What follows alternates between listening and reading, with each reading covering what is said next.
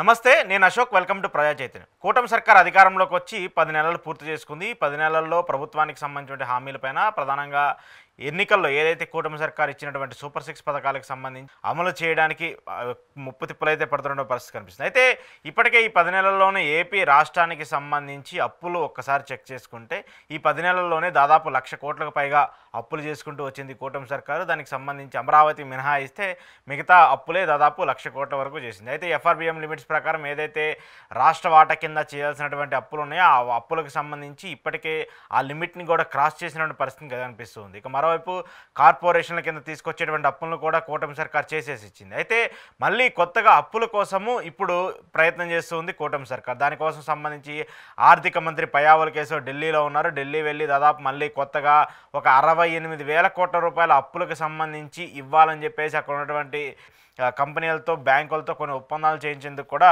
ప్రయత్నిస్తున్నట్టు తెలుస్తుంది. అయితే ఏపీ దివాలా తీసింది, ఏపీ ఆర్థికంగా నష్టపోయింది. గతంలో జగన్మోహన్ రెడ్డి అధికారంలో ఉన్నప్పుడు 14 లక్షల కోట్ల అప్పు చేశారు, లేదంటే 20 లక్షల కోట్ల అప్పు చేశారంటూ పదే పదే ఆరోపణలు చేసినటువంటి కూటమి సర్కార్ అధికారంలోకి వచ్చినటువంటి ఈ 10 నెలల్లోనే 1,00,000 కోట్ల వరకు అప్పు చేయటము, మళ్ళీ కొత్త అప్పు కోసము ఇప్పుడు 68,000 కోట్ల రూపాయల కొత్త అప్పు కావాలని చెప్పేసి ఢిల్లీకి వెళ్ళడం, ఇవన్నీ చూస్తూ ఉంటే ఈ ఏడాది ముగిసేలోపు, అంటే ఏదైతే కూటమి సర్కార్ అధికారంలోకి వచ్చి జూన్ 4వ తారీఖు అధికారంలోకి వచ్చిందో ఈ జూన్ 4వ తారీఖు అధికారం ముగిసేలోపే దగ్గరగా 2 లక్షల కోట్ల రూపాయల అప్పులు చేయబోతుంది అనేటువంటి ఒక చర్చ కూడా మనకు జరుగుతుంది. అయితే ఇది చెప్పింది ఎవరో వేరే పత్రికో లేదంటే వేరే మీడియాను అయితే దాన్ని కొంచెం కొట్టేసే పరిస్థితి ఉంటుంది, లేదంటే వైసీపీ నేతలో వైసీపీకి సంబంధించిన వ్యక్తులు ఆరోపణలు చేస్తే సరే అది అవాస్తవం అని చెప్పేసి కూడా అనుకోవచ్చు. కానీ ఇది ప్రకటించింది, ఈ వార్త చెప్పింది సాక్షాత్తు ఆంధ్రజ్యోతి పత్రిక. టీడీపీకి ఎంతో ప్రోగా ఉండి టీడీపీకి సంబంధించిన వ్యవహారాల మీద చాలా గట్టిగా సపోర్టివ్గా ఆంధ్రజ్యోతి పత్రికలో ఈరోజు ఢిల్లీకి ఆర్థిక మంత్రి పయ్యావుల కేశవ్ అంటూ కూడా ఒక వార్తనైతే ప్రచురిస్తూ వచ్చింది. ఒకసారి దీనికి సంబంధించి చూసుకుంటే మార్చి 17 అంటే నిన్న సంబంధించి ఆయన ఢిల్లీకి వెళ్ళారని చెప్తున్నారు. కొత్త అప్పుల అనుమతి కోసం ఆర్థిక మంత్రి పయ్యావుల కేశవ్ ఢిల్లీలో ప్రయత్నాలు చేస్తున్నారు. ప్రస్తుతం ఆర్థిక సంవత్సరం కింద అంటే 2024-2025లో కేంద్రం ఇప్పటి వరకు 71,000 కోట్ల రుణాలకు అనుమతించింది. రాష్ట్ర ప్రభుత్వాల అప్పుల పరిమితిని పూర్తిగా వాడేసింది. ఇప్పుడు కొత్తగా 68,000 కోట్ల అప్పులను అనుమతించాల్సిందిగా కేంద్రాన్ని కోరింది. ప్రతి మంగళవారం ఆర్బీఐ నిర్వహించే వేలంలో రాష్ట్ర ప్రభుత్వం సెక్యూరిటీలు విక్రయించి రాష్ట్రాల అప్పులు తెచ్చుకుంటాయి. వేలం నిర్వహించే మంగళవారానికి ముందు శుక్రవారమే ఆర్బీఐకి సమాచారం ఇస్తాయి. కేంద్రం అనుమతి ఇచ్చిన అప్పులను పూర్తిగా తీసుకున్న రాష్ట్ర ప్రభుత్వం ఆర్బీఐకి సమాచారం ఇవ్వలేదు. దీంతో కేంద్రం నుంచి ఎలాగైనా అనుమతి తెచ్చుకొని ఆర్బీఐకి తెలియజేసి మంగళవారం వేలంలో పాల్గొని అప్పు తీసుకోవాలని చెప్పేసి రాష్ట్ర ప్రభుత్వం ప్రయత్నిస్తుంది. ఇక్కడ కూడా మళ్ళీ ఒక తప్పే. ఏదైతే ఒక మంగళవారం కోసం ప్రతి 3,000 కోట్లు 4,000 కోట్లు ఏదైతే వైసీపీ ఆరోపిస్తుందో ప్రతి మంగళవారం అప్పులు చేస్తుందని చెప్పేసి ఆరోపిస్తుందో ఆ మంగళవారం రోజు అప్పు తీసుకోవాలంటే ఆర్బీఐ దగ్గర నుంచి శుక్రవారం రోజే వాళ్ళకి ఇన్ఫర్మేషన్ చేయాలి. దానికి సంబంధించి ప్రభుత్వం సంబంధించి బాండ్లు ఏవైతే ఉంటాయో ఆ బాండ్లను తాకట్టు పెట్టి వాళ్ళ దగ్గర నుంచి అప్పులు చేసుకోవాలి. సో అలాంటి బాండ్లు తాకట్టు పెట్టి వాళ్ళకి ఇన్ఫర్మేషన్ లేకుండా అప్పులు కూడా తీసేసుకొని ఆ లిమిట్ని కూడా క్రాస్ చేసినటువంటి నేపథ్యంలో ఇప్పుడు మళ్ళీ ఆర్బీఐ కూడా మళ్ళీ కొత్తగా అప్పులు తీసుకొచ్చే పరిస్థితి లేదు. ఇప్పుడు ఏం చేయాలి? మళ్ళీ కేంద్ర ప్రభుత్వం నుంచి భరోసానో కేంద్ర ప్రభుత్వం నుంచి రిఫరెన్స్ ఇప్పించుకొని మళ్ళీ కొత్తగా అప్పులు చేయాలి. సో ఈ అప్పులు చేసినటువంటి థియరీని చూస్తే ఏదైతే ఎఫ్ఆర్బిఎం లిమిట్స్ ఉంటాయో రాష్ట్రాలకు సంబంధించి ఒక ఏడాదికి సంబంధించి చేయాల్సినటువంటి అప్పుల వాటాలు ఉంటాయో ఆ లిమిట్ని కూడా దాటేసింది ఆంధ్రప్రదేశ్ ప్రభుత్వం. ఇప్పటికే దాదాపు 71,000 కోట్ల రుణాలకు సంబంధించి అనుమతి ఇచ్చింది కేంద్ర ప్రభుత్వం. ఆంధ్రప్రదేశ్ రాష్ట్ర ప్రభుత్వానికి 71,000 కోట్లకు సంబంధించినటువంటి అప్పులు చేసుకోండి అని చెప్పి ఏదైతే మిగతా రాష్ట్రాలకు సంబంధించిన ఎక్స్టెండ్ లిమిట్స్ ఉంటే వాటికంటే ఎక్కువ ఇచ్చేసింది. అయితే ఇప్పుడు అవి కూడా కంప్లీట్ అయిపోయాయి. కార్పొరేషన్ల కింద ఏదైతే కార్పొరేషన్ల కింద వచ్చేటువంటి నిధులని ఆ నిధుల్ని వాడుతున్నాయి, నాబార్డు నుంచి వచ్చేటువంటి నిధులను వాడుతున్నాయి. ఇవన్నీ వాడుకున్న తర్వాత కూడా మళ్ళీ ఇప్పుడు జీతాలు చెల్లించాలన్నా, హామీలు అమలు చేయాలన్నా, లేదంటే ఏదైతే ప్రభుత్వానికి సంబంధించినటువంటి కార్యక్రమాలు చేయాలన్నా కొత్తగా డబ్బులు తీసుకురావాలి. ఆ కొత్తగా డబ్బులు తీసుకురావాలంటే మళ్ళీ అప్పు చేయాలి. దానికోసం ఇప్పుడు ఆర్థిక శాఖ మంత్రి పయ్యావుల కేశవ్ గారు ఢిల్లీలో ముప్పు తిప్పలు పడుతున్నారు.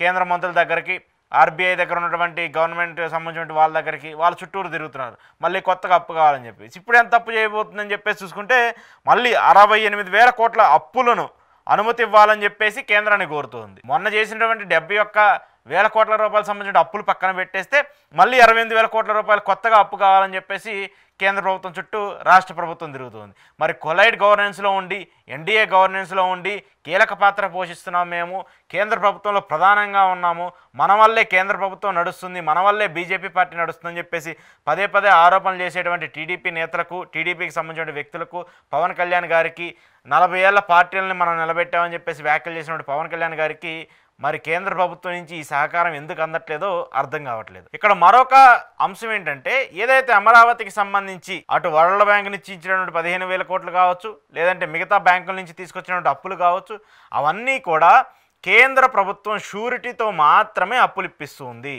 ఇది మళ్ళీ నేను రిమైండ్ చేస్తూ ఉన్నాను, ఎక్కడా కూడా కేంద్ర ప్రభుత్వం నిధులు ఇవ్వట్లేదు, ఇవి నిధులు కాదు, అప్పులు మాత్రమే కేంద్ర ప్రభుత్వం షూరిటీ ఇప్పించి.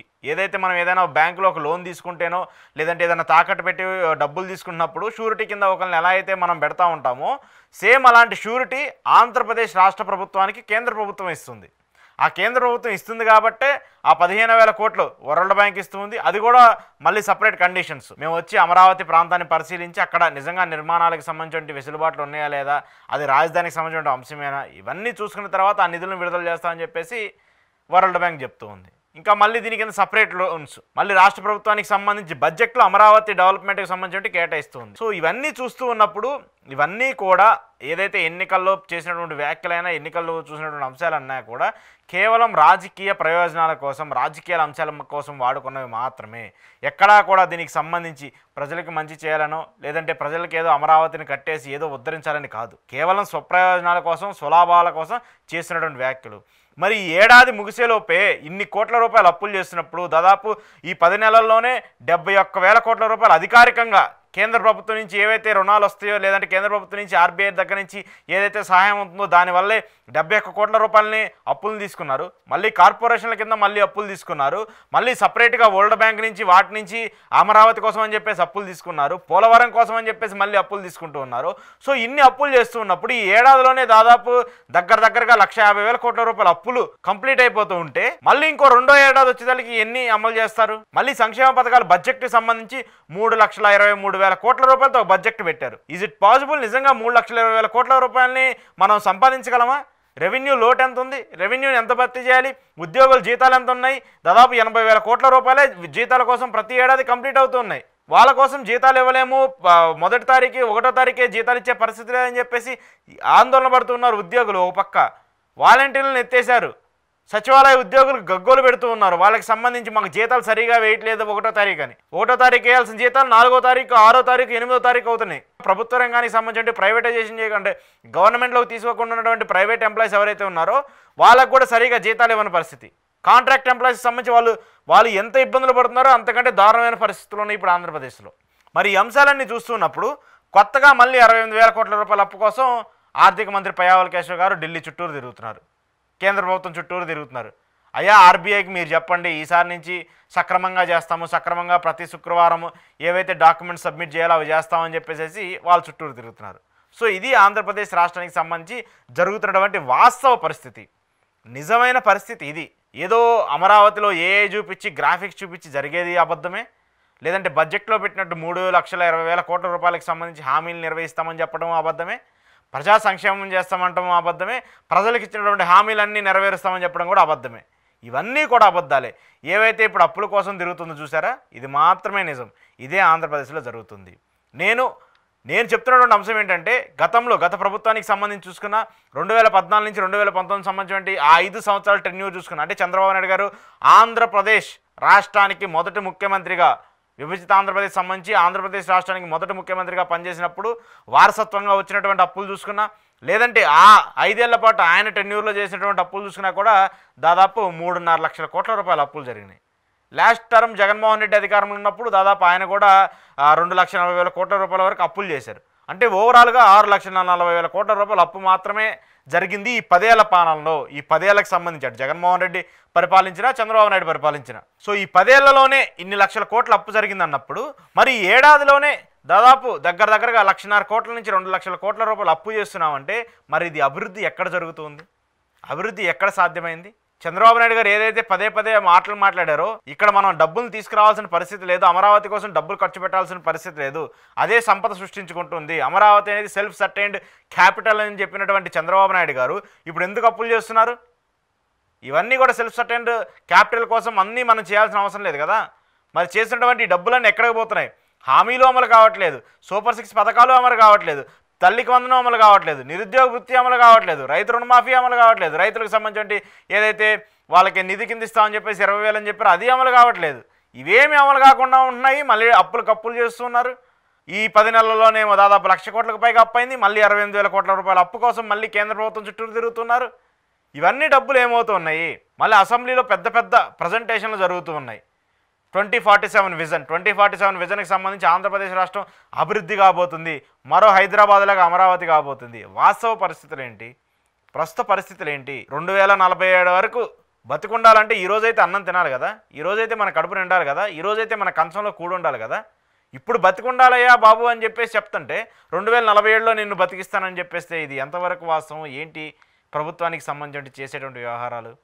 సో ఇది మాత్రం ఖచ్చితంగా దీనికి సంబంధించి ఒక క్లారిటీ అయితే రావాలి. ఏదైతే ఇప్పుడు ఆర్థిక మంత్రి పయ్యావుల కేశవ్ గారు ఢిల్లీ వెళ్ళారు, మరి దీనికి సంబంధించి ఏం క్లారిటీ ఇస్తారనేది చూడాలి.